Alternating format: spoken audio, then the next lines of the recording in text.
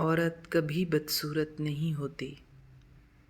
میں نے تمہیں غریب بچے کی خواہش کی طرح دل میں ہی مر جانے دیا۔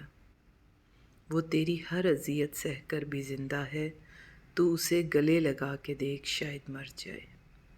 منٹو نے عورت کی نفسیات، فطری جذبات اور اس کی ہمت پر بہت کچھ لکھا، اور عورت کے لیے ایک جملہ لکھا جو امر ہو گیا: عورت کبھی بدصورت نہیں ہوتی۔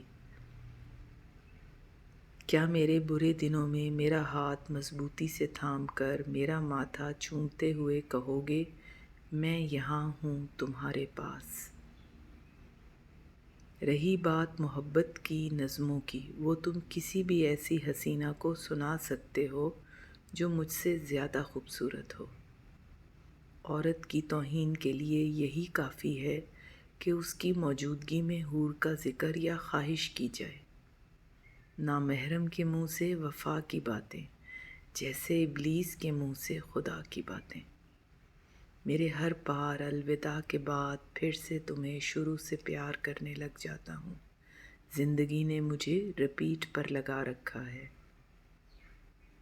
اس نے رقیب کے چہرے پہ دل ہارا، حالانکہ میرے پاؤں زیادہ خوبصورت تھے۔